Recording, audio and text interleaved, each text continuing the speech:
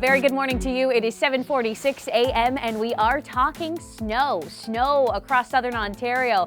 A little early for that, I know, but don't worry. Temperatures spiking back up to 16 degrees by the time we see Saturday. But for this morning, keep in mind the situation looks like this. A little gloomy, a little raw out there. It's uncomfortable across the GTA and we are talking some snowflakes. Not so much in the downtown core, but York University has reported some flakes. Hamilton as well. None of this is sticking in the GTA, but you head on the outskirts up to Orangeville, up to Shelburne, Barrie. You will be seeing some snow here. Kevin Yard is experiencing that firsthand this morning. We take you up to Barrie this morning with Kevin Yard. A very good morning to you, Kevin, and look at that scene behind you. It looks like the middle of December.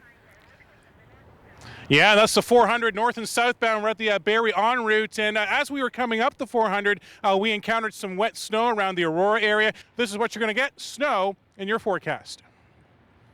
Wow, Kevin, that is some pretty impressive snow out there. And, I think a lot of people, they have a hard time dealing with snow before Halloween, but that is just the case this year. If you're in Toronto, remember, it's just a cold rain, but up to Barrie, it's snow. Looks like that. And that's exactly why special weather statements are in place for Barrie, for Orangeville, up to Cottage Country too, East Georgian Bay through the Kawarthas. This is where we could see up to 15 centimeters of snow.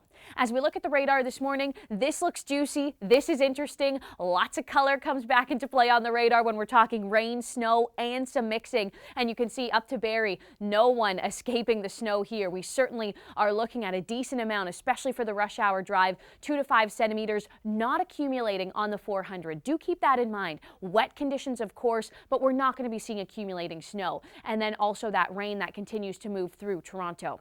The easterly wind makes it feel a little raw, but it also is actually bringing up temperatures just slightly in Toronto, and that's what keeps us out of the snow and holds us into the rain.